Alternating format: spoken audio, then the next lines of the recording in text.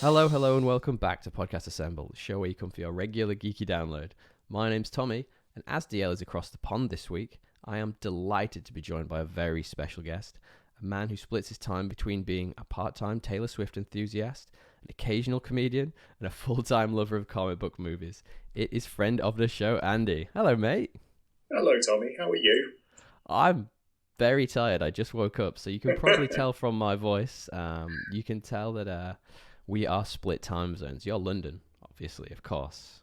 Yeah, it is nearly 8:30 in the PM here. The PM. It is In the PM, 7:20 in the AM here. So I am feeling tired, but excited to be doing this podcast. I've been excited to do a pod with you for a long time, Andy. So I'm excited to do it. Yeah, I think this should be. I could feel the enthusiasm rolling off you. Let's hope this is the dream combination you've been hoping for this whole time. This isn't just a. Oh no! Oh god! This idiot's talking again. Yeah, I mean that's probably what it's going to be. To be perfectly honest, look, it's great to finally have you on. And you may or may not know this, but you've actually shaped this show from the very, very beginning. You have been a constant thorn in our sides. Constant thorn in your side. Well, I don't know if you know, but our famous rating system is whatever we're talking about, better or worse than Aquaman 2018 was. It initially stemmed from one of our conversations, right? What was that? Which conversation was that? Was that Aquaman is genuinely the worst film I think I've ever seen? Because if your rating system is based on is anything better than the worst thing that's ever been produced, then I think... You're joking me, Andy. That's not fair. It's definitely not the worst thing that's ever been produced.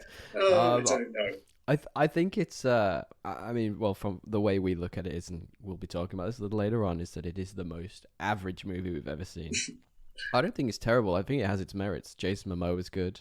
There are times when the action's not terrible. So anyway, well, there's times when the action's there. Yeah, that's for sure. Well, look, anyway, you've been a big part of this show since day one, which I absolutely love, and it's great to finally have you on here. Well, what I wanted to do really was I wanted to sort of list your achievements to sort of, introduce you a bit to the listeners, get everyone going. But when I begun to look you up on Wikipedia, to be perfectly honest, I wasn't 100% sure whether you were the 1815 US representative from Kentucky, Andy Ward, the 1952 English drummer with various progressive rock bands, Andy Ward, or the 1970s rugby union player, Andy Ward. Well, can you shed a bit of light on that for us? Well, who's to say I'm not all of those people? I mean, having started my long and varied career in 1815 in Kentucky, it just wasn't for me. It took me 130 years to work out that actually my passion was for progressive rock in the UK, and so there. I mean, that was a short-lived career. That was only 15 years before I was like, you know what? Progressive rock was not the thing. Here I come, rugby union. Well, I'd love to know, how was it being a drummer for, the likes of Camel, Marillion and Canterbury? Did that go well for you? I mean, having to drum for an entire town of the UK was certainly a challenge. I don't know where while reading the Silmarillion. Yeah, exactly. I mean, it was up there with being in the US House of Representatives in the very early days of the United States. I can't believe you managed to do it all, mate. I'm impressed. I can't believe I managed to do it all, yet somehow I got through, and I wouldn't say thrived. I would say barely managed.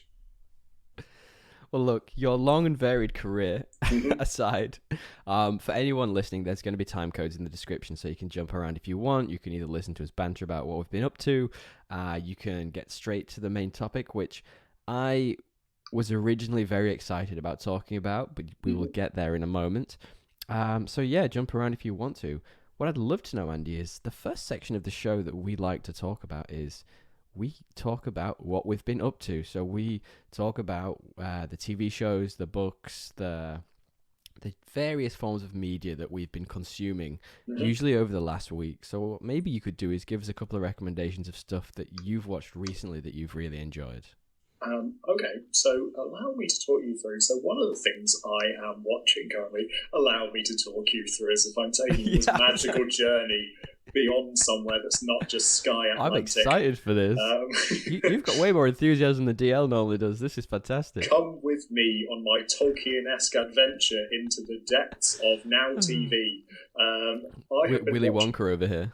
Yeah, yeah, that's me. That was somewhere late in the 19th century. That was when I was kind of exploring outside of Kentucky politics and like, did you regrow the ear just for fun? For fun. That's what I mean. I thought, the things. If we're talking about things we've been doing recently, yes, growing ears.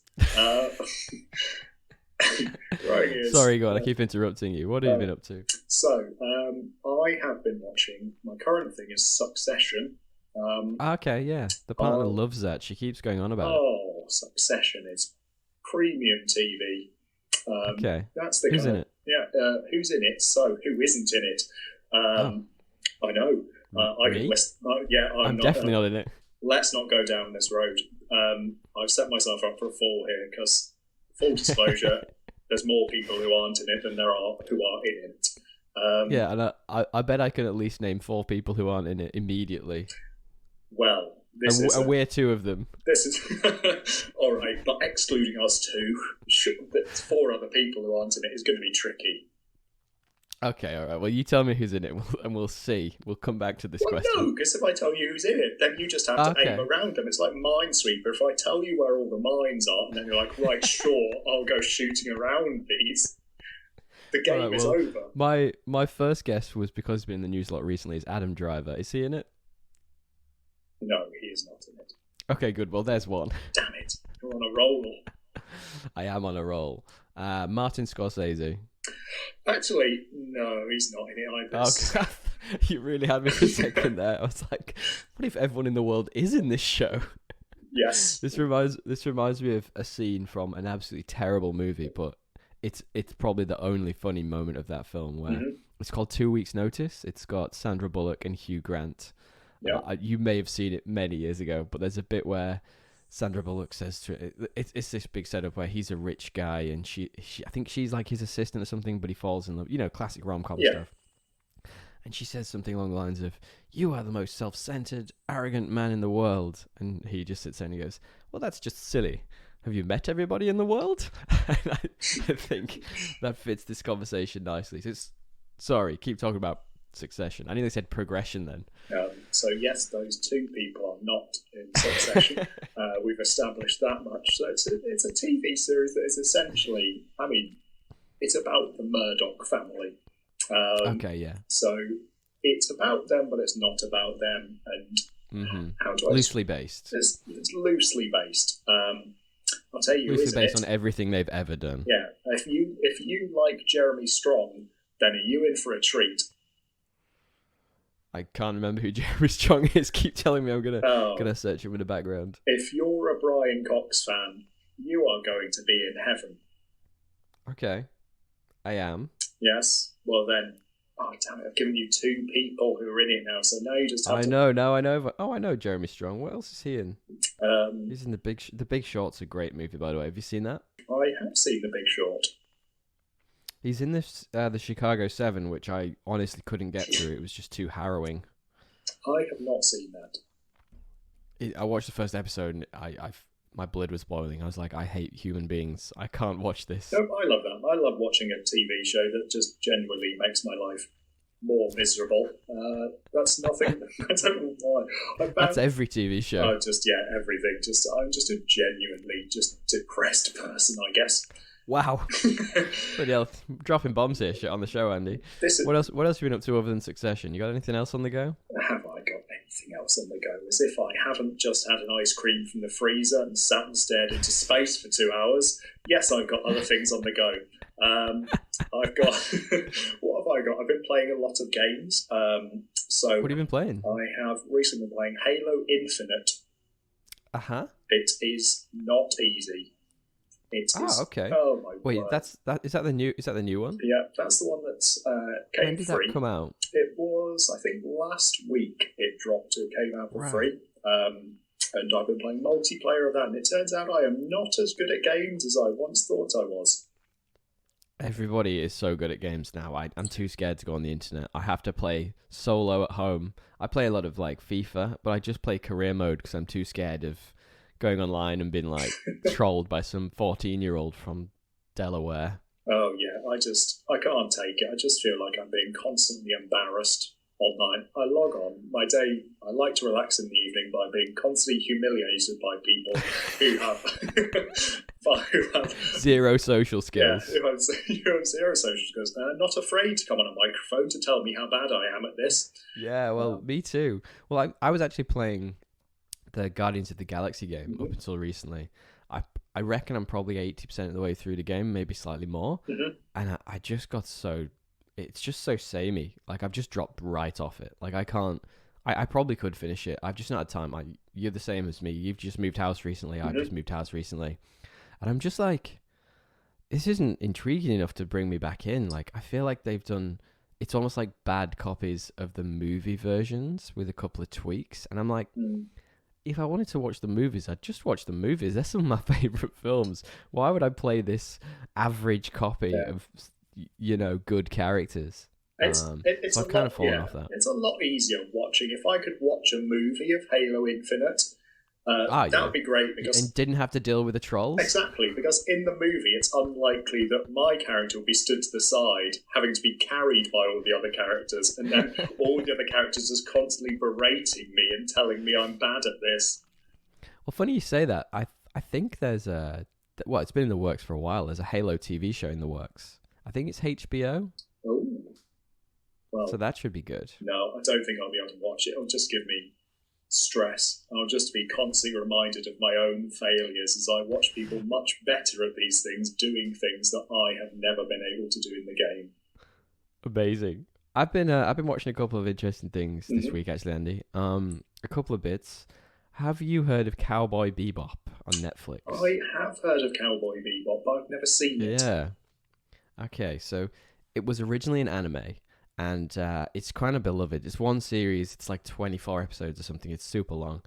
And they've just finally, after all these years, brought it over. And Netflix have done, well, a version of it, shall I say?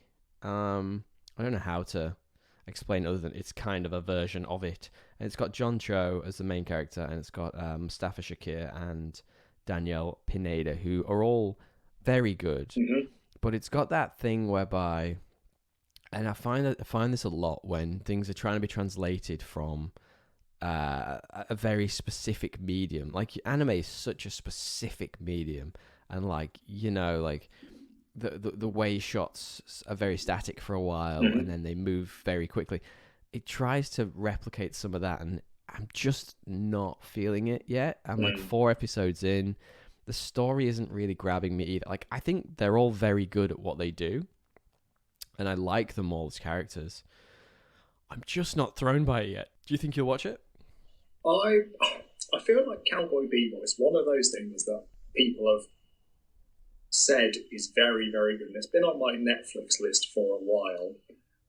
The original? Yeah, because I'd heard it's good, but it's one of those things that's been on my Netflix list for a long time. And I always scroll past it and think, not today, Cowboy Bebop. Yeah, next time. Yeah, next time, as I scroll through to The Office to watch again for the, Yes. Hey, look, in prep for the show coming out, I watched the first episode of Cowboy Bebop, the anime show, and I liked it. I actually quite liked the anime. I'm gradually becoming more and more of an anime lover as I grow up. But it was, like...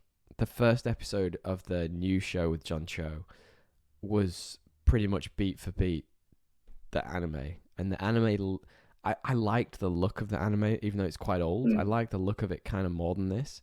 Because, I mean, they get it really well. Like, the space scenes are very cool. It's got, like, a grimy aesthetic that the show has. It just has that sort of Hollywood, like... sheen to it. Yeah. Do you know what I mean? So it's a bit too perfect. You kind of want these characters to be a bit, down on their look and dirty. But I mean, that's just my opinion. I know a lot of people are liking it, so it's good. One other thing I wanted to quickly ask you about before we shifted on was, have you seen the 2 new episodes of Hawkeye yet?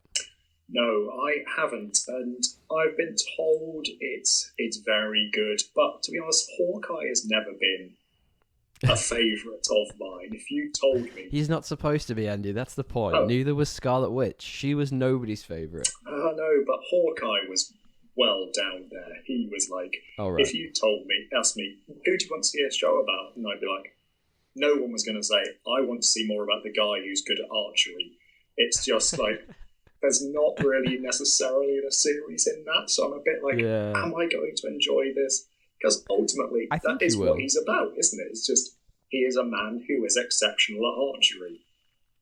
Well, contradictory to what you're saying there, Andy, I actually love the fact that it is a man who just does archery. I've been gagging for so long for some more like, how to put it, sort of like street level heroes. Like, I don't want everything to be world ending. Like, have you seen The Eternals yet? No, have you seen that one? No, I haven't. Okay. All right. Well, it's a world-ending nonsense, etc., etc. We've done throwback to the show me and DL did on that a couple of weeks ago. But this is just it's a personal story. It's about his journey after all the things he's been through, and I kind of like that. Like, I don't need the world to be ending every 15 minutes. I do need the world to be ending every 15 minutes. That's my ultimate preference. I just feel I don't feel like his was a story I was like, oh, Jeremy Renner, where do you go from here? It's like, if you told me we're going to make a show about someone who's great at Olympic sport, I would be like, I am psyched for someone who's going to be exceptional at the shot put. I would watch that and be like, well, what's that superhero name? The guy who's good at shot put? I don't. What do they aim at? Just grass? Throw good guy.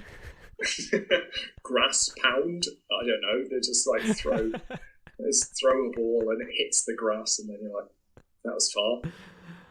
Amazing. All right. Well, let's shimmy on then. So I've curated a couple of bits of news.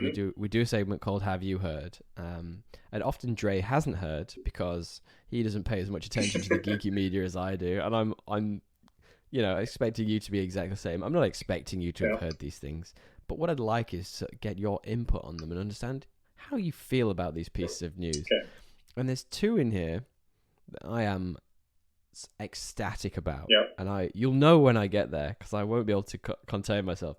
So the first bit of news this week is, have you heard that all essentially of the original cast of the Harry Potter movie, Harry Potter and the Philosopher's Stone, with the exception of Richard Harris, who unfortunately passed away, are reuniting for a 20th anniversary special? I have not heard that. No.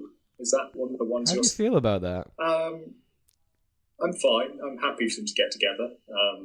I've got no objections to it. If they want to get together, absolutely fine. Don't feel like. Do you like the Harry Potter movies? Have you watched them? I've watched them, but I was always more. And I say this as if I'm pitching like we can only have one wizard, but I was. There can only be one. Exactly. Is this Highlander again? It is not Highlander. It's Gandalf and Chums, also known Lord of the Rings, but commonly known as Gandalf and Chums. Gandalf and Chums. Gandalf and Chums go for a wander. Yeah, it's just a nice walk. I never really got into Harry Potter in the same way I got into Lord of the Rings. Fair enough. No. Well, that's good. One day we're going to do a Lord of the Rings episode, and I might tap you up to come back for that one. I'm currently working my way through the extended editions, so probably by the time you record, the movies. Yeah. So yeah, the books. I've definitely talked about this on the show before. My old man has like a Christmas tradition of putting on all of the extended editions just kind of in the background. So on the days leading up and the days after, there will just be the extended editions of Lord of the Rings, the original trilogy, just playing.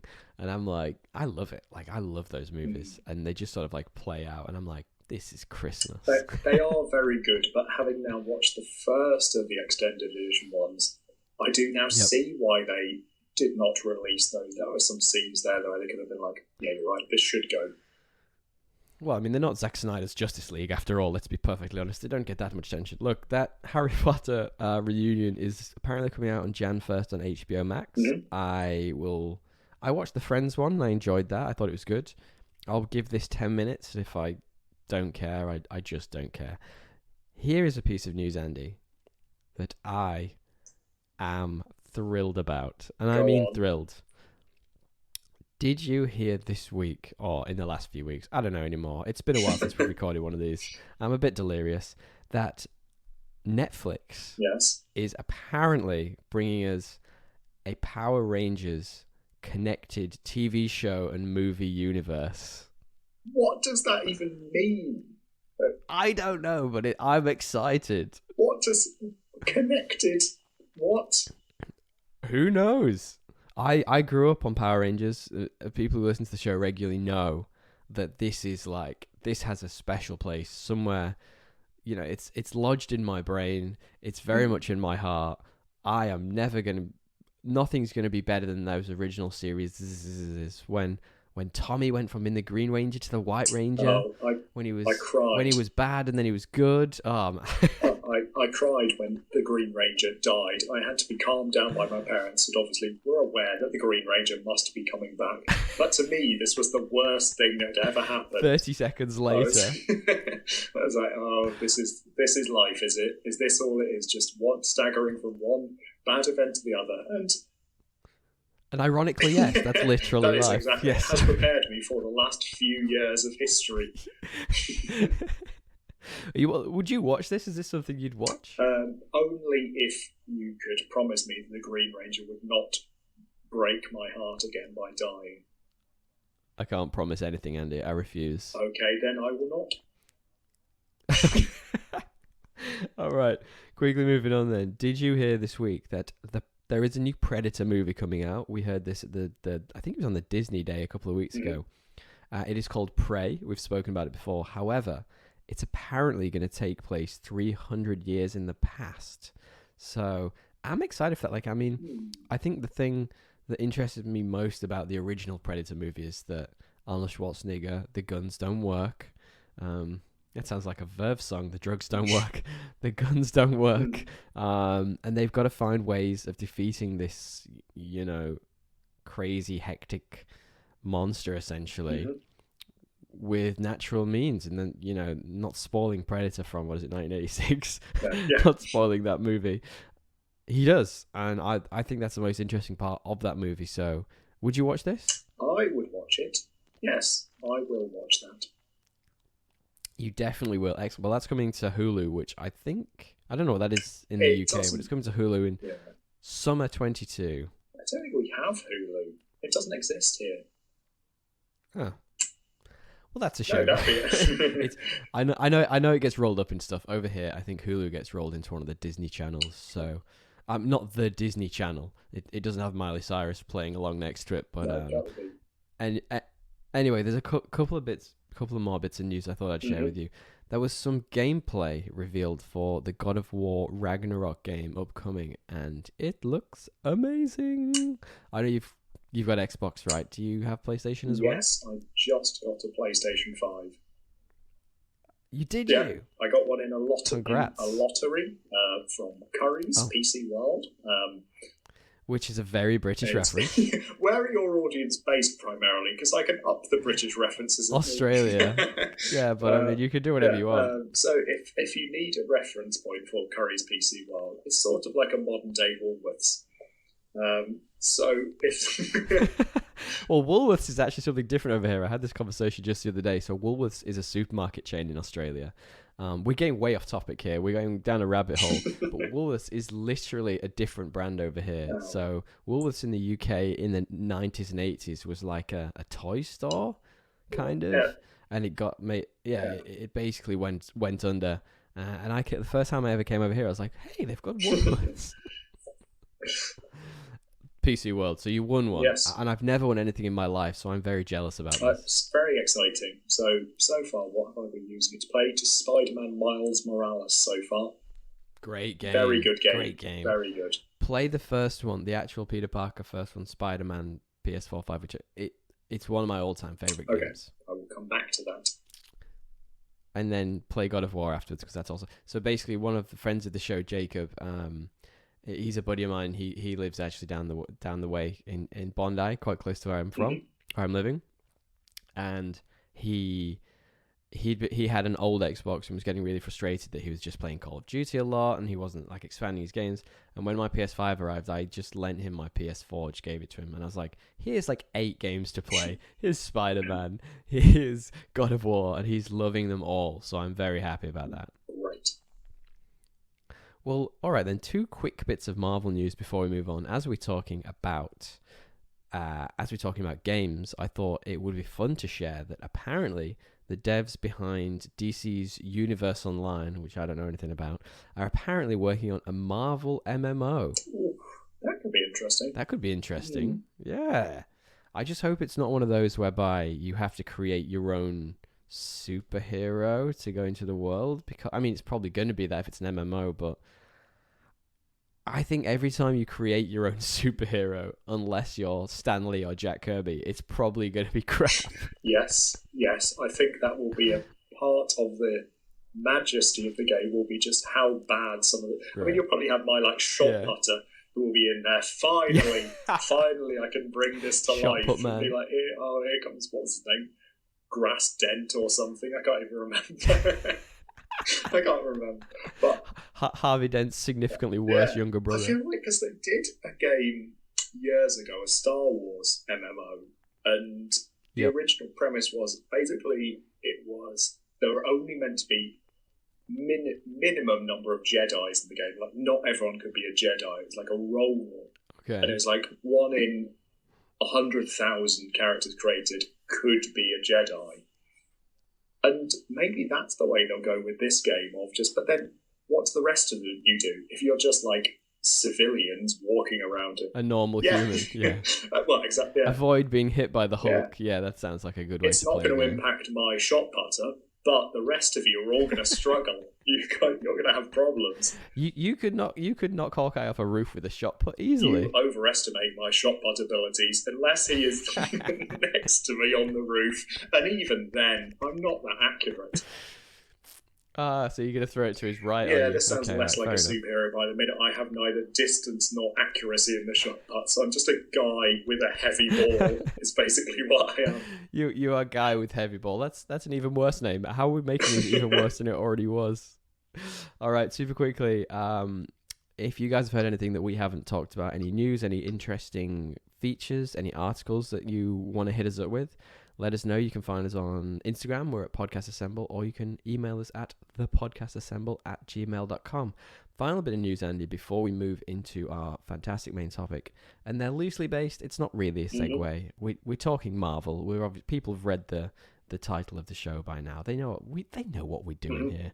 But Doctor Strange 2 is apparently going under a lot of reshoots. Now, we're talking reshoots which are going from now until Christmas, which is over 6 weeks. It's, long story short, for a movie, if it's getting this many reshoots, it's usually because it's very bad and they're trying to redo it. We're talking Justice League. That sort of amount of reshoots. Now,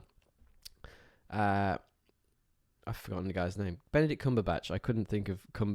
you get all the memes about like random things. So it's like Clambersnatch. It's like Benedict Cumberbatch has revealed that they are actually back on set to do reshoots because it was incredibly hard, apparently, to shoot while COVID was on and realize the film to the full potential that they wanted to get it to.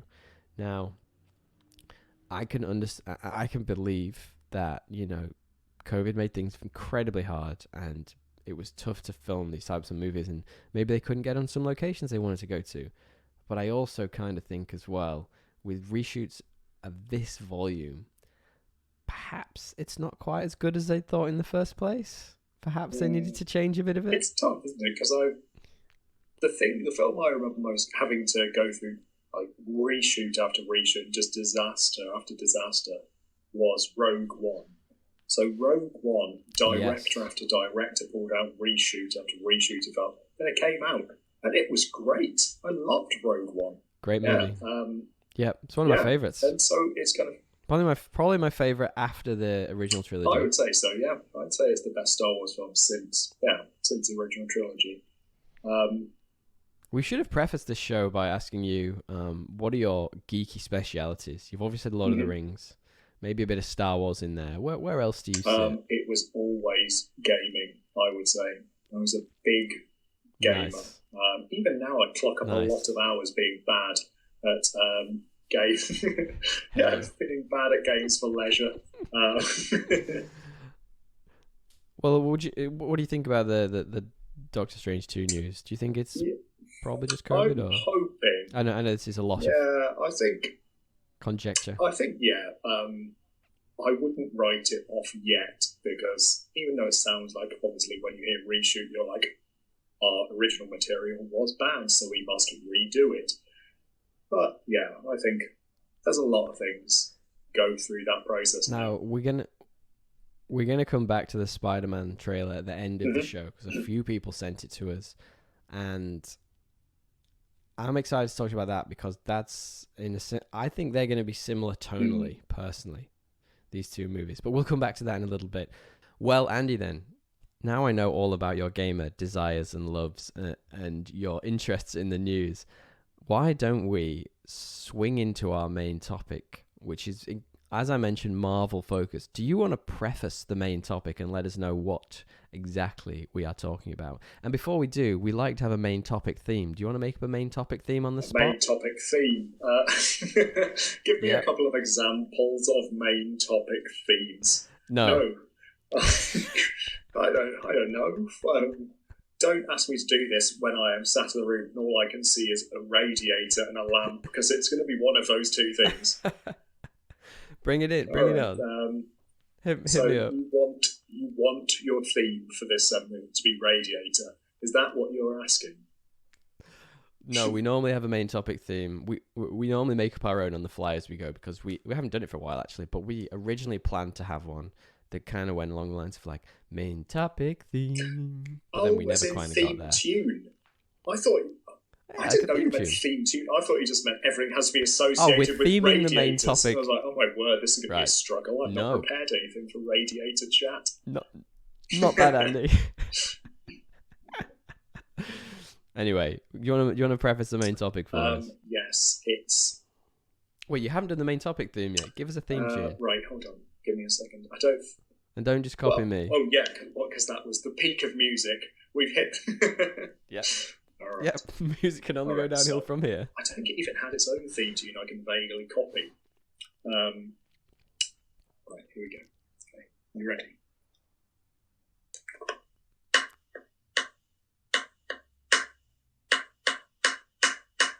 Captain America.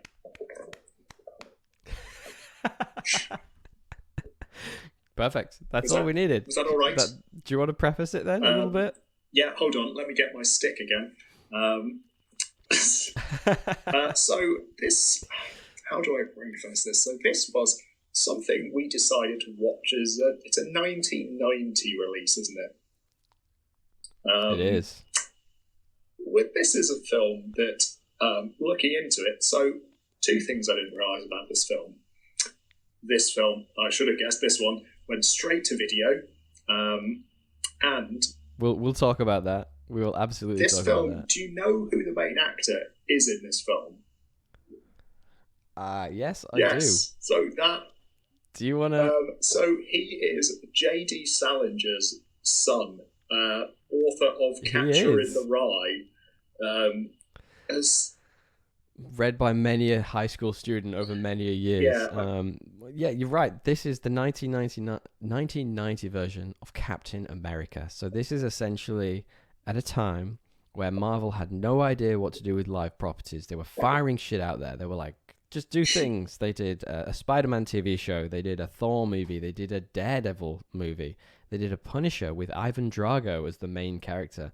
They also did a Fantastic Four movie, which was never released. You can actually see it on YouTube, and it is apparently awful. There's some fantastic stories about that. Maybe we'll come back to that another time, Andy, because that movie has got some phenomenal backstories about it. For example, the cast and crew went on tour to show off the movie and get some publicity for it.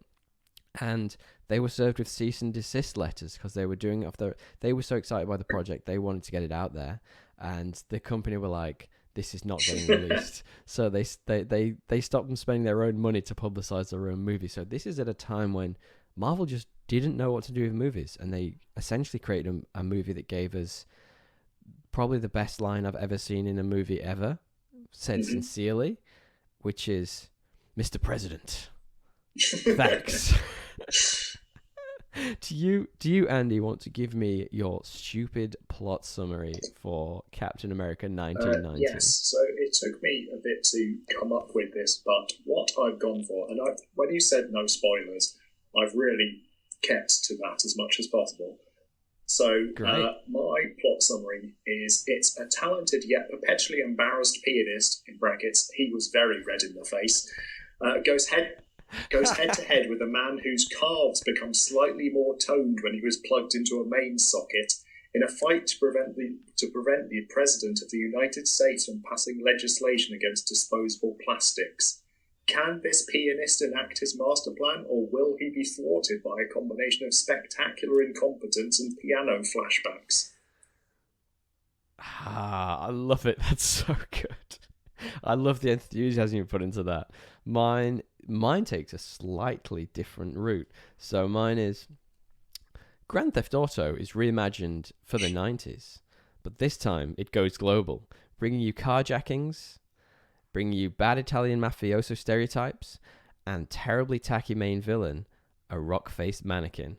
Follow our expressionless lead, who has about the charisma of a 90s video game pixel, as he learns to become Captain Sometimes in America. Yes, this really was something, wasn't it? I liked yours this week. I thought yours was fantastic. That really captured everything about this movie. It was a lot of things and not things at the same time. It's hard to describe. Yes. It's funny you mentioned it about it not getting a cinema release, because this was at a time when superhero movies were a real premium.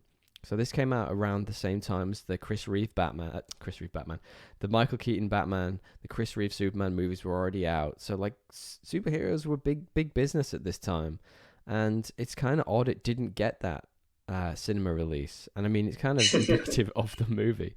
I guess the kind of plot of the movie is that it's the Nazis again, right? They're back, baby, they're here, and the Red Skull is being the Red Skull and not playing the piano. Now, before we get into this, I'd like you to guess for me what you think the IMDb score is out of 10. It's tough to get a really bad score on IMDb, but I'm guessing about 4. Yeah, it's 3.2. Oh, it's a really not good score. Like that? Yeah.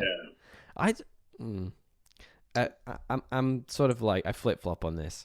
So the Letterboxd score is a score out of 5. What do you believe that is? I couldn't find a Metacritic score. That's how average this movie is. So out of 5, let's halve that IMDb score and go 1.6. Oh my god, that's exactly what it is. That's fantastic. So the people of IMDb clearly already just go here and be like, right, just divide by 2. Double it. Yeah. Can you guess the Rotten Tomatoes score? That's a percentage. Let's go back to out of 10. Let's go 32%. No. It's 13%. 1-3. Yeah.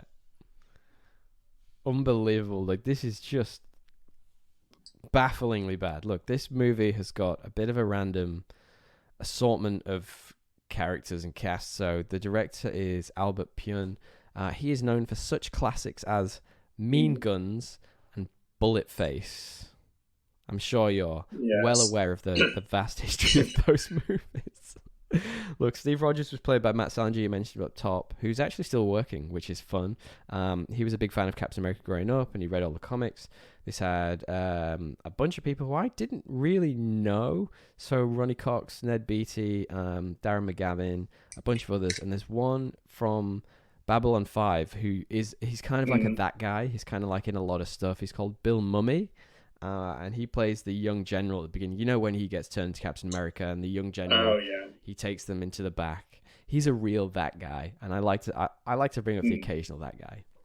Now, before we move on to talk a little bit more about this movie in terms of non-spoilers, we like to do a little section called Goofiest IMDb Picture.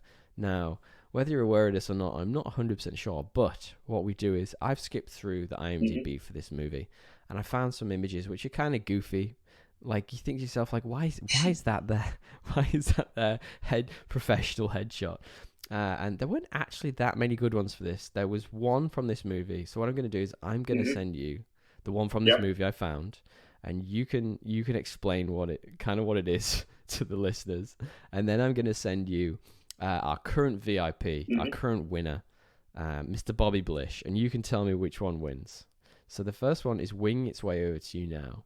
I love this picture. This is really fantastic. This is Mustafa Nadarevich, who plays Tadizio's father. I'm not 100% sure. I believe Tadizio may have been the Red Skull as a child. Maybe. Who else could it have been? I don't really know. I'm not 100% sure, Andy. But like, what do you think? Have you got the IMDb picture in front of you? Can you see it? Can you explain it? This white is Goofy. Quite simply, the best IMDb picture I think I've ever. This guy is straight to the point. You haven't seen our current MVP yet, Andy. Explain this, and then I'll send you through Mr. Bobby Blish, and you can tell me if it's still in medical scrubs, I guess, with a cigarette hanging out of his mouth.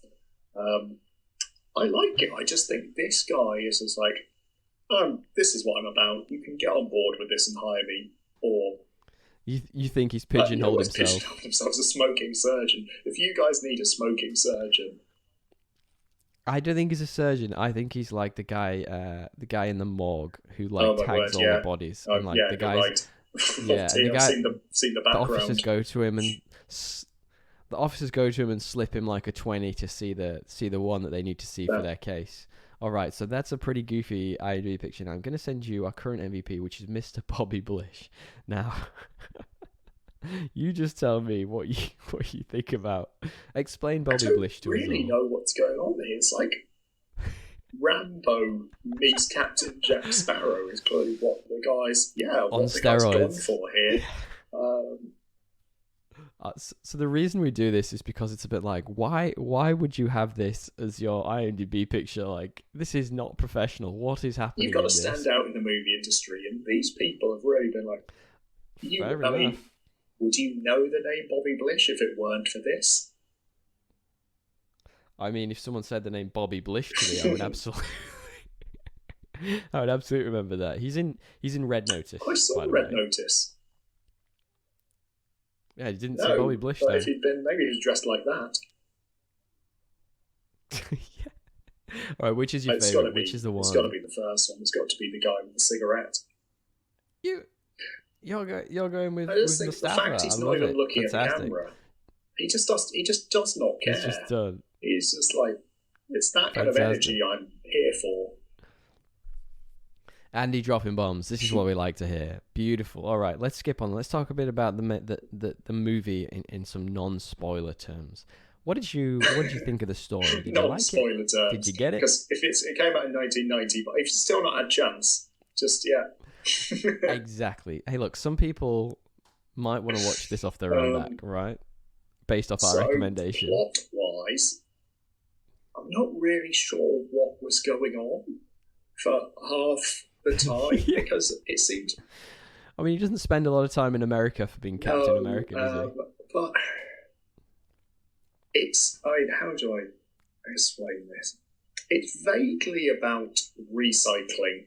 The overall message is about a president who, quite actually depressingly, is in 1990 saying, if we don't fix this now, we're all going to die. And which is kind of and here we are now, and so that was a bit like bit of a slap in the face, but yeah, I mean, like, I'm alright with the story. Like, it moves at a clip. It's not it's not really a Captain America story for a start. He's not from California. It's quite obvious from the movies he's from Queens.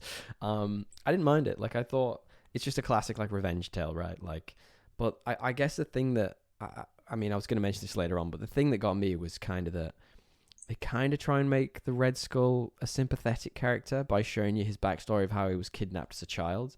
And like, the Red Skull's just supposed to be this evil, you know, dude who just wants to seize power for himself. It's like, I don't want to feel sorry for a dude with a red face. Sometimes red face. Quite poorly though. If they're trying to make you feel sorry for him, don't just be like, oh, his family were killed, he played the piano, and then they're like, but then they show nothing else of that. From the moment you see him next time, he's just completely unsympathetic. He's just a classic villain of just. Yeah, there's no progression to that point. It's just was child, is villain, has red face. Well, anyway, then let's talk about the performances a little bit then while we're talking about him. I actually thought he was terrifying. Like that face makeup was, you know, like if I'd have seen that in the 90s I'd have been 3, but if I'd have seen that in the 90s as a child, I would have been petrified of that. Yeah, I got to be honest, if I was 3 and I'd met that man, I wouldn't have been best pleased either.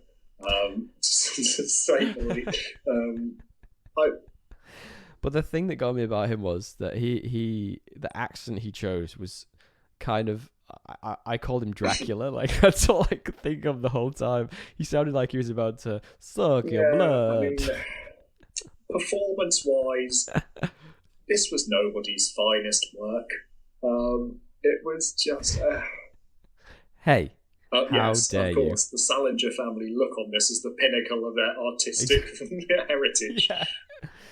It absolutely was. Well, speaking of Salinger, then I was interested in what you thought about, you know, him as Captain America, because when he first came on screen, Matt, I was very much like, oh, he kind of looks the part. Like, you know, he's got the blonde hair, the blue eyes ish, kind of. He's a big enough bloke. Like, I didn't mind the look of him. Well, that for me was one of the problems of it. Was the fact that he immediately looked like Captain America from the moment he arrived, and then when they did that, we're transforming him to Captain America. Like I say, basically you saw a scene of his calf swells a little bit, but then he comes off and he's just like, oh, it's the same guy. He's just done a bit of body pump or something. Well, he did survive a bullet to the chest, so I mean... But you're not sure. I mean, the only way to test is to do like an A-B test of could he have survived the bullet before he got on the chair, and then could he survive? Yeah, because... That's a very good point. Yeah. That's a very good point. I think he does play it with like minimal enthusiasm though. Like they really nail that corn dog America, like, you know, sort of sensibility in the movie, but he is such a blank slate in this. Like, he has zero emotion. He's not got great charisma. He doesn't necessarily. I mean, one of the things that stood out for me was Captain America is smoking. What's going on? This is not the clean cut Captain America that I'm used to. Captain America would never smoke.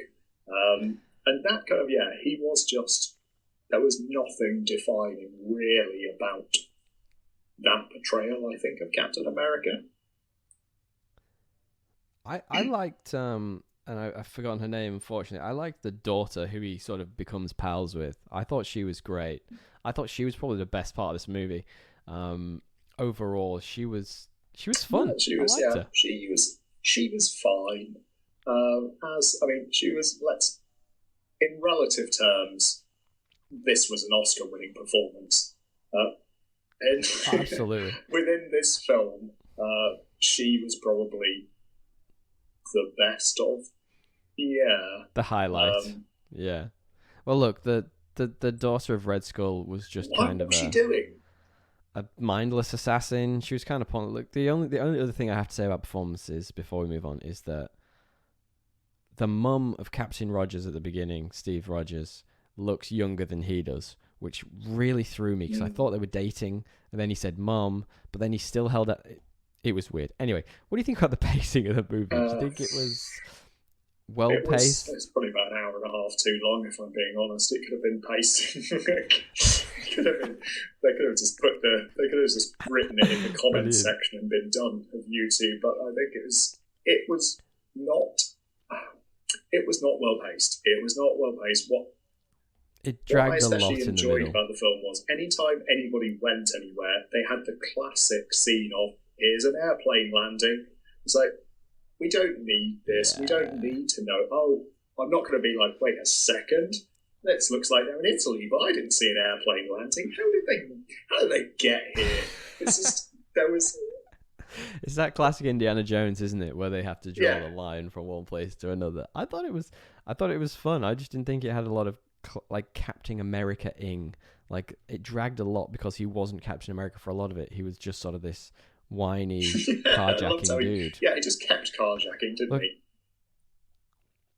He did. Look, I want to get into spoilers on this very quickly because like it's more fun to just chat shit about this. The cinematography was kind of non-existent. There were too many quick cuts, especially in the fight. Like, if you watch that final fight scene, I was nauseous for a lot of it. And there wasn't really any CGI in this to speak of. The CGI I remember was the rocket heading towards the White House, which was memorable. Yes. And cinematography was really like poor. I like that they tried to keep that element of Captain America's backstory. So he was frozen, but in doing so, in being frozen as was, he didn't really affect World War II at all. So like in the recent movie, he kind of stopped World War II by taking down all of the Red Skull's forces. Whereas in this one, he just sort of got strapped to a rocket and fired into the Arctic. Yeah, he stopped the rocket from hitting the White House. So he prevented the assassination of the president. But yeah, we could. Look, it wasn't great. Let's put it that way. What, the whole film?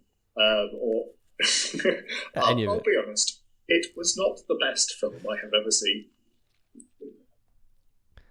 My problem with this movie, right, and anyone who listens to the show knows, I genuinely love a schlocky 80s, 90s movie. I love it. Like, I love training montages. I love, if you just pick all the bits from Rocky, I'm bang into it. Like, I love that. I'm so in for that. But this wasn't that. I was expecting it to be like, you know, like, getting stronger, and like him, you know, gradually learning to be Captain America, and it just wasn't. Like, it was like soap opera level acting with soap opera level directing in this hour and a half movie that I was just like, I was hoping this was going to be fun to talk about. There was so much wrong with this film. I just almost don't know really where to begin. Just love your enthusiasm, Andy. I'm at least trying here. Like, at least give it some props. It will.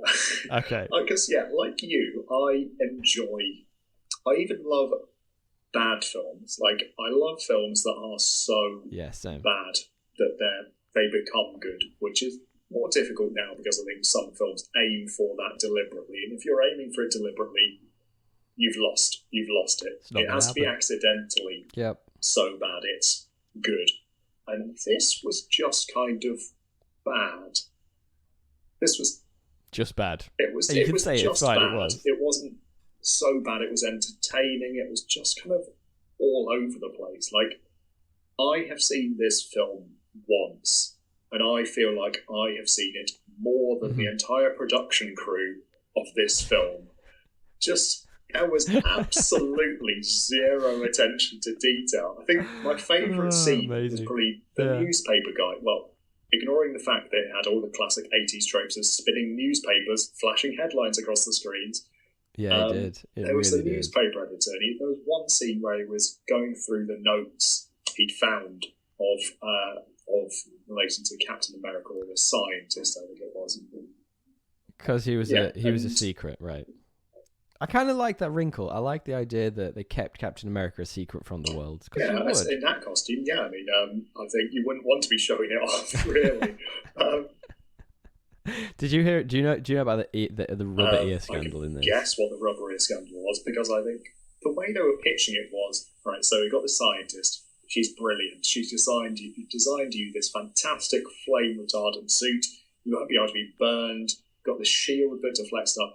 Oh, Yeah. but then if you said, oh, and she's added these little wings on the side of your helmet. It'd be like if you said, yeah, the scientist, we got this. And it wasn't the wings. It wasn't the wings. I'm going to tell you this super quickly.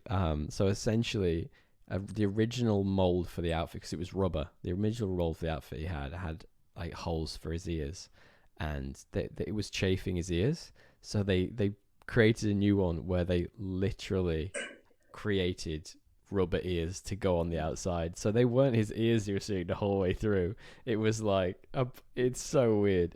Look, let's just quickly switch on then so we can get into destroying this properly. Tones and themes. There's a strong green message in it. Yep, good, perfect. Just nod. That's all we need here. Yeah. There was 3 best and 3 worst. So if you were, I'm saying recommended very loosely here. If you were explaining this movie to someone and you wanted to give them 3 reasons to watch it without spoiling it, and 3 reasons that you wouldn't watch it without spoiling it, what are those 3? Reasons to watch it. I think it was very interesting to see Marvel before they were Marvel. Basically, like this. Yeah. I think that was intriguing. Reason number 2.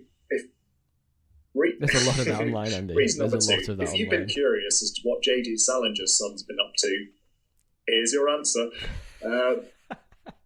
Yeah, that's that mystery solved. Reason number 3.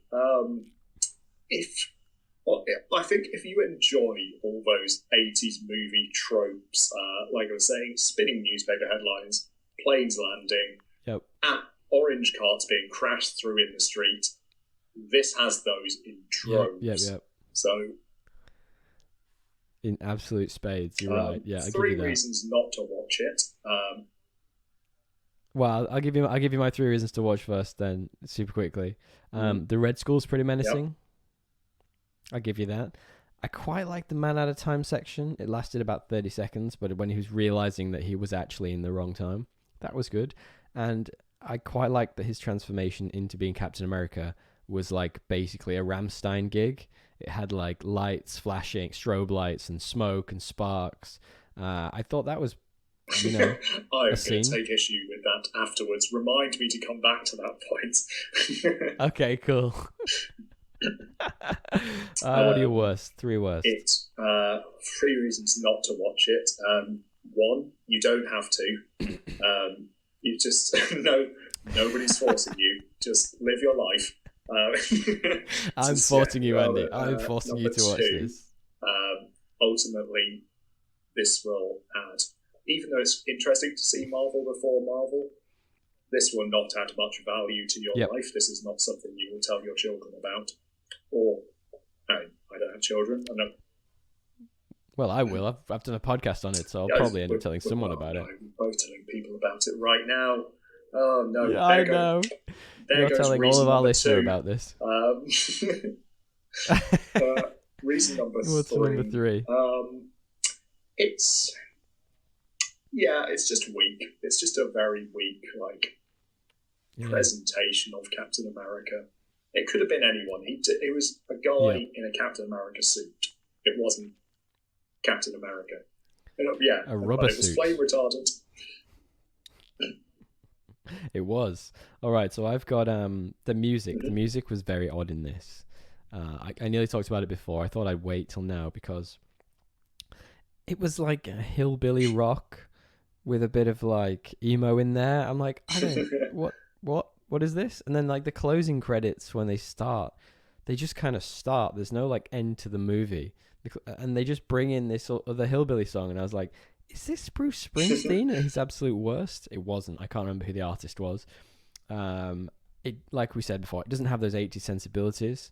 Like, I love the power ballads and I love the Wilhelm screams. I want that in this movie, but they weren't there, And lastly, it's, why is Captain America on like push bike hijinks?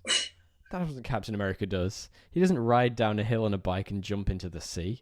Like, that's nonsense. Captain America's push bike hijinks sounds like a 1990s Nintendo game that was released and just... It's for the original Nintendo. Yeah, it's like a spin-off of Paperboy. Yeah, it was. Yeah, I almost said the same thing. It was released at the same time as Paperboy.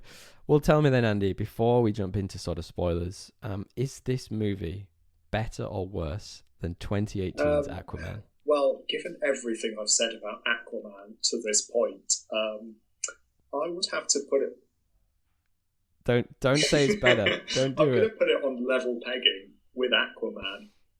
I can't. No, you can't. You can't do it. We've had this conversation a lot of times, and I've been told off for saying that. So, our rating system is it is either better or worse. The internet is polarizing. Okay, then I will have to say it is better than Aquaman, because I would recommend this film above Aquaman to somebody. I would, if you were to say I've got some time in my evening free, I can either watch Aquaman or I can watch this film.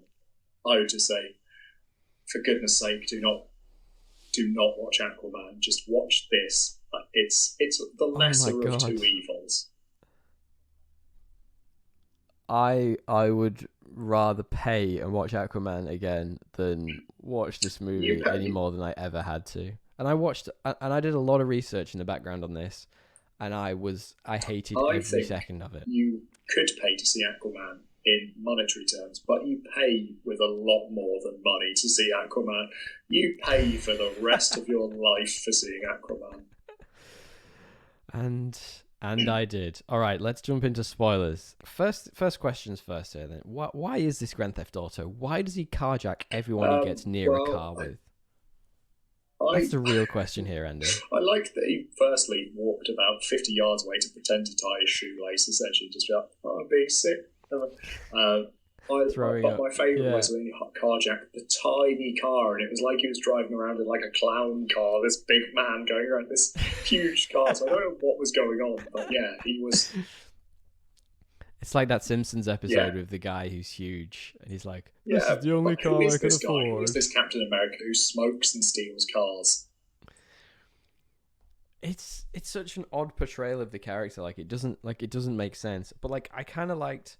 So the first time he did it, I kind of understood how they set it up. So like he was in the car, he's obviously from the 30s, and he was seeing that his voice recorder was from Japan, the car was from West Germany, and he was like, he was panicking and he freaked out. And I kind of understood that. The second time he does it, it's like, she's literally saved your life like twice. Like why are you carjacking this poor girl? He's just a menace. He is just a menace to society, is this Captain America. He is, and we spoke about the rubber suit a moment ago. Apparently, that was created by the same shop as the Batman 1989 and Batman Returns batsuits. So, how they got this so oddly wrong? Like, the eye sockets were in the wrong place. It was like he was a lizard. They thought he had eyes on the side. The first time I seen him, I thought he'd been duct taped. I thought he'd just been wrapped in duct tape and just let loose. It just been like, look. Our scientist's dead. This was the best we could do. We went to like a hardware shop. We tried. It was either this or paint. Just go do your best. Yeah, I thought it was spray painted on at the beginning. I was like, is that literally like painted on? One thing I did kind of enjoy, at the beginning. Let me explain. Was at the beginning, I was like, oh, he's learning to be Captain America on the job. I kind of like that. I kind of like that idea that they're just kind of throwing him in, and he's not perfect at all this stuff. He has to kind of get it. But then as it's sort of happening, like it just doesn't go well for him. Like he's just not a very good Captain America. It's just like, just go do your best, and I get in there and just apologise to everyone and just I'm really sorry. I don't want to be here either. I'm trying my best. Yeah. It's true though. It's very true. Like I was just baffled by the whole thing. I was like, I thought originally it'd be like, yeah, he'd lose the first fight, but he'd get like a minor win, and then something had happened, and he'd have his hero's journey where he becomes the hero over time. Whereas in this, he goes like he's Captain America. He loses epically and gets frozen for so many years. He comes back. He's Steve Rogers for the full time, and then he puts the suit back on. For no real reason. Like, he's not really Captain America. He's just getting lucky. Really gone on that.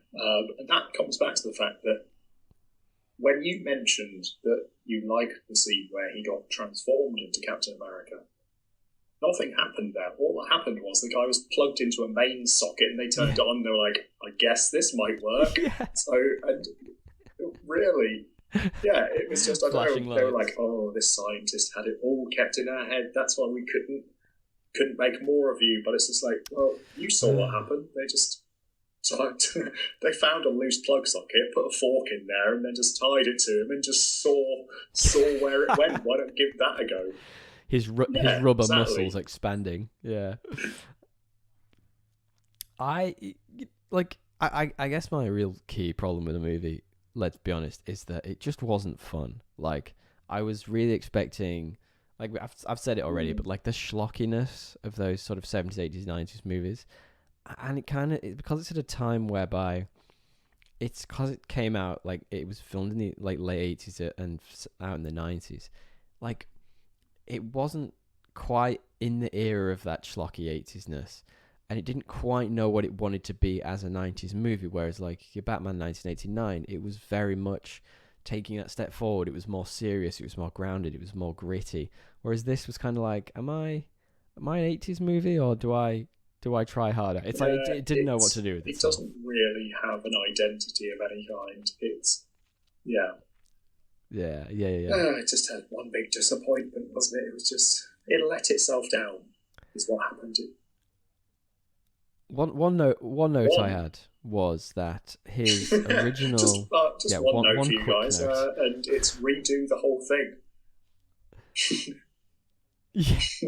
One note I had for you was Bernie, his love at the beginning of the movie. She says she's going to wait for him forever and ever.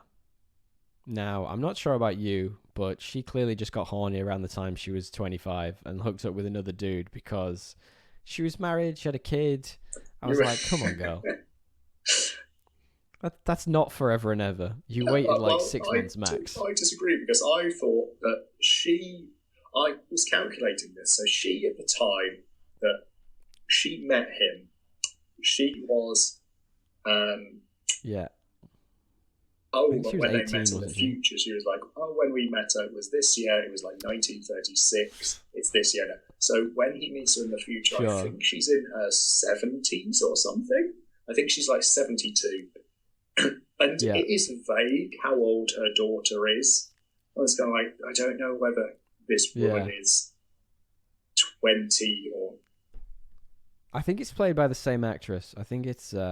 Kim Gilliam. She played Bernice and Sharon. So I'm pretty sure it's the same actress. Just with a better haircut. A more 80s haircut. So the old woman is the same. Bernie. So the old woman plays herself in the past, just make-upped up for age. And then I think she also plays the daughter. I think. I don't know. I'm speculating wildly here. You're thinking I didn't care that much about this movie. Yeah. I absolutely am. I have a question for you. How long does it take to point a gun in real life? Because if you ever watch any of those mafioso guys, it's like they're trying to get like a samurai sword at the back of their shirt, because it comes. It's like and then all of a sudden it's like what the hell is going on with this? Like, this is terribly. Computer characters in GoldenEye in 1997. It's like I'd half expected one to get caught on a wall and just keep just go, oh no, I can't get through.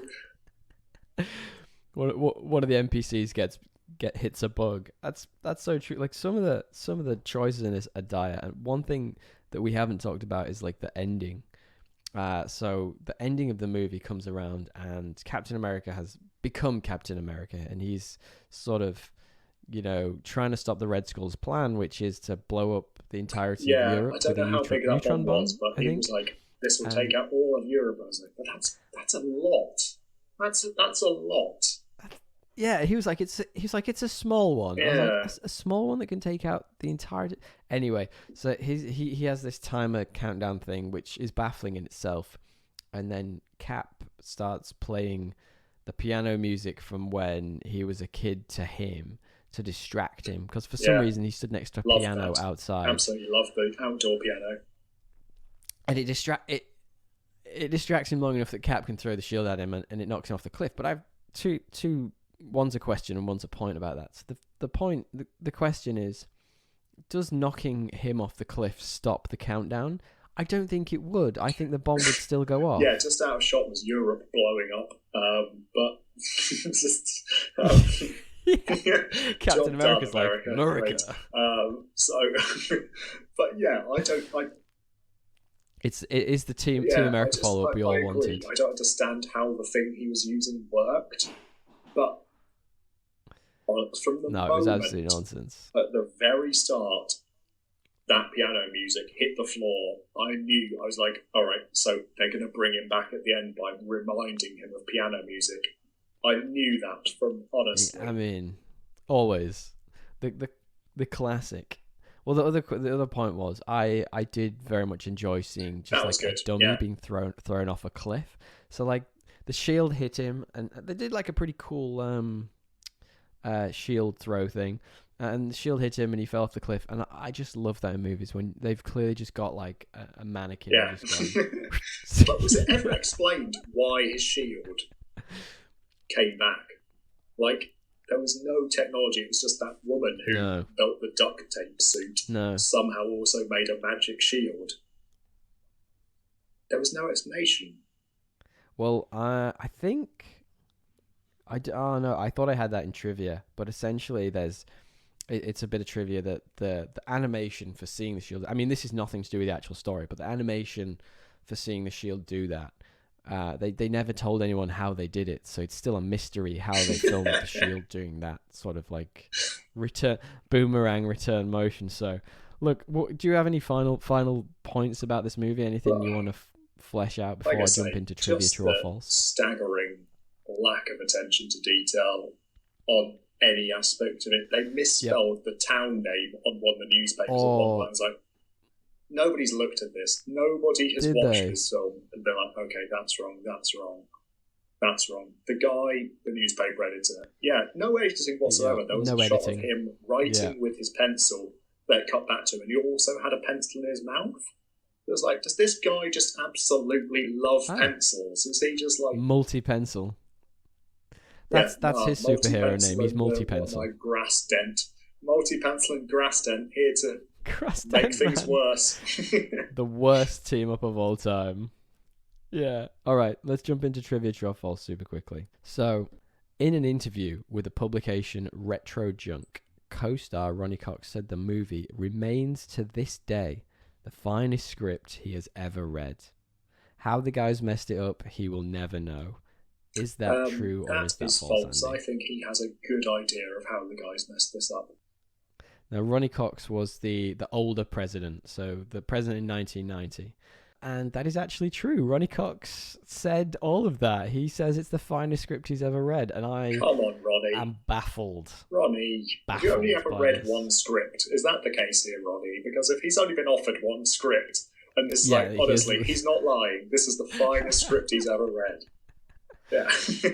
It's the best thing I've ever read. All right, next one then. Trivia, true or false? The producers considered getting two different actors for the role of Captain America. One when Steve was young, prior to the Captain America transformation, and one as Captain America. But the studio turned it down. So Marvel turned down having a second actor, and they just wanted one actor to play both roles. Is that true or is that false? I would say false, just based on the fact that there was no attention to detail. I don't think they'd have even considered. If anything, I think they'd have had the old actor in children's clothing with a lollipop and been like, that's a child. I think that's more the route, based on what I've seen, they would have gone down. This is true, Andy. They wanted a different actor, but Marvel turned it down. Marvel were like, nope, you got to use the same guy. Absolutely. All right. Honestly. Here's one final one for you before we move on. Sylvester Stallone was originally up for the role as Captain America. However, his lack of thick American accent lost him the role. True or false? I will go false, because I feel like Sylvester Stallone, the man's won an Oscar. Has he? He's not going to be like, yeah, he won an Oscar But- for not for acting, for like original screenplay. I was going to say. I don't think he'd be a Ronnie Cox type of person who would look at this and be like, well, this is the finest thing I'd ever seen. I mean, by this point, he's done a few Rockies, Yeah, I don't think he'd get involved. All right, you're right, but for the wrong reasons. That's me. Yeah, the actual bit of trivia was that Dolph Lundgren and Arnold Schwarzenegger were up for the role of Captain America.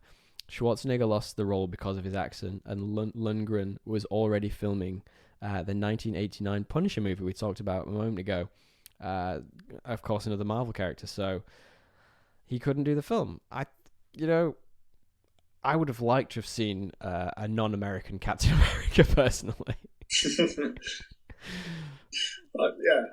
I think it would be an interesting twist on the character. I think it would too. I think we've thoroughly put this movie to bed. It was absolutely the most average thing I've ever seen outside of Aquaman. It was not good. It didn't have anything I wanted. I was excited because I thought we could laugh at this. I can't even laugh at it, Andy.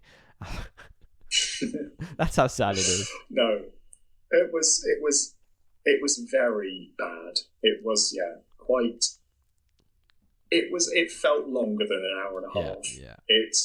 Especially with all the YouTube adverts that kept popping in. They were welcome relief, if anything. In this, I was like, oh, thank goodness! Here's a 6-second advert for a car. Yeah. This is a nice break. Look, I don't think we could say much more about this movie. I'm pretty over talking about it. Let's soiree on. Let's quickly talk about some correspondence we had this week. Now, we talked about it at the top of the show.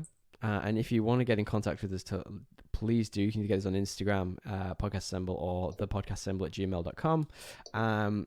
We had a few friends of the show, Luke being one of them, send us over the new Spider-Man trailer. Now, Andy, we quickly talked about this a couple of days ago, and I am actually trying to avoid the trailer.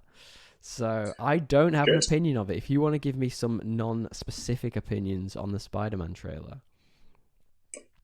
So I am doing much the same, actually. Great. So this is going to be a good conversation between two people who haven't seen the trailer. Let's discuss.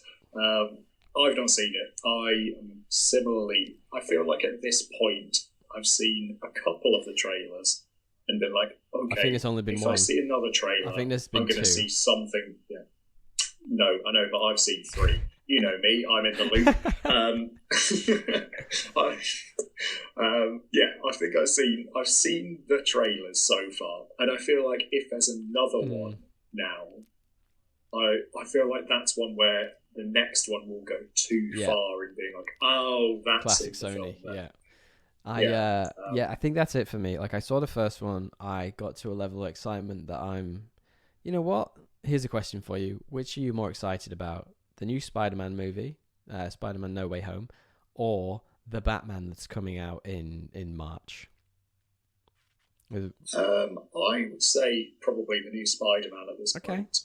I think the new Batman will be good. Yeah. I'm not sure if I need another telling of his parents being killed and him being like, oh, I guess I'm the Batman now. That's not what this one is. So this is Batman Year 2 story. So this is him. So he is the Batman. He's had all this tragic stuff happen. And what he's doing is he's learning to be Batman. So he's on the job. The police don't quite trust him yet. He's not quite the world's greatest detective as now. So it's like Captain America. He's learning on the job. Okay, so it's basically police academy citizens on patrol. Precisely, yes, that is exactly what it is. So I'm more excited for the Batman. Long story short, we don't have any opinions about the Spider-Man trailer. That's good. I'm glad we could put that to bed. I'm sure it's great. All right. Well, I did have one piece of correspondence from friend of the show, Steve. Thank you, Steve. And it was relating to the Hawkeye show. He asked what our thoughts were. I did ask you up top. I am kind of enjoying it. He says it's nice that they've sort of like singled him out, because when he's bunched with a bunch of overpowered heroes, you can't really compare, so he looks lame, but a standalone feels more like the old Marvel TV shows like your Daredevils that you had on Netflix. It's more grounded, it's more realistic, and it's not a threat to the Earth, as we talked about. So kind of what we said before, and I'm with that. I think I think that is going to make it a better TV show overall. I hear it is very good. I'm still going to give it a watch. You should. But am I excited about it? No, I wouldn't. But I'll give it a watch because I've heard it's good, and I'm sure when I watch it, I will enjoy it. But yeah, I would not have necessarily chosen it as a spin-off. All right. Well, I think that does it for the show. Thank you all for sticking with it. Thank you very much, special guest of the show, Andy. Hopefully this is going to be one of many. I'm excited to have you back. Maybe next time we'll talk about something that we actually vaguely enjoy. That would be nice. We'll find something. Well, thanks for joining, Andy. We really appreciate it. No, thank you for having me. It's nice to be here. I don't know where I was going with that sentence. I started. You just I didn't want to say it's nice to be. It's nice to be. Well, it's nice to be anywhere, isn't it? Yeah. It always is. It's always nice to be anywhere. Yeah. Well, if anyone wants to get in contact, like we mentioned, you can find us on Instagram at podcastassemble or thepodcastassemble@gmail.com. If anyone do people still do emails in real life? I'm not entirely sure. Anyway, thank you all for sticking with it. Thank you, Andy, and we'll speak to you next time. See you later.